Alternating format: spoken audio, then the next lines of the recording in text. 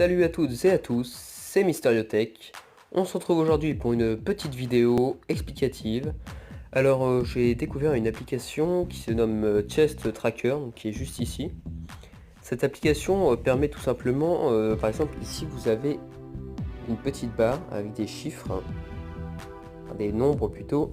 Et par exemple si vous avez compté depuis le début de Clash of Clans, par exemple admettons vous êtes au début et vous avez fait 16 combats. Vous avez fait 16 combats, et bah vous savez que dans 3 coffres vous aurez un coffre en or, dans 36 coffres vous aurez donc un coffre géant, et dans 76 coffres vous aurez donc un coffre magique.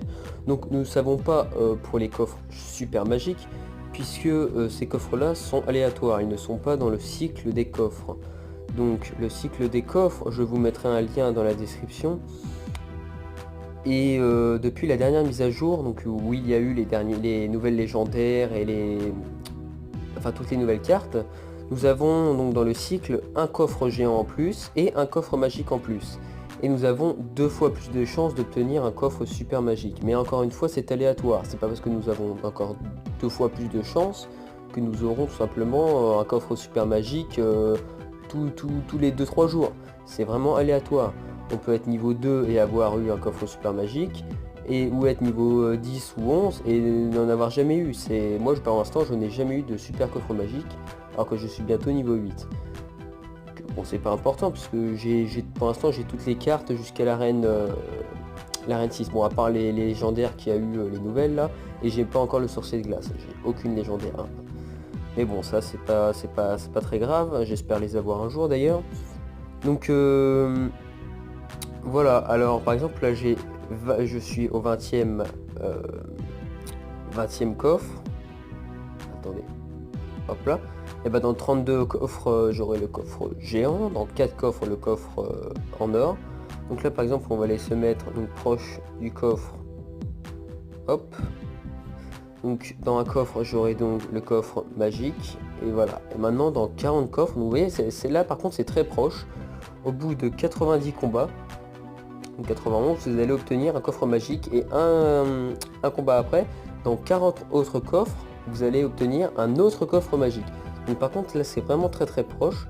Donc on va aller voir l'autre, 72 coffres. Franchement ça va, ça a été vraiment, on voit vraiment que ça a été augmenté, puisque avant c'était pas du tout comme ça. Il fallait à peu près, ça dépend, il y avait plus d'écart entre les coffres magiques, mais là non, il y a moins, c'est soit 40, soit 70, car là on voit encore. Voilà, donc 70 comme je vous l'ai dit, on va aller voir aux autres.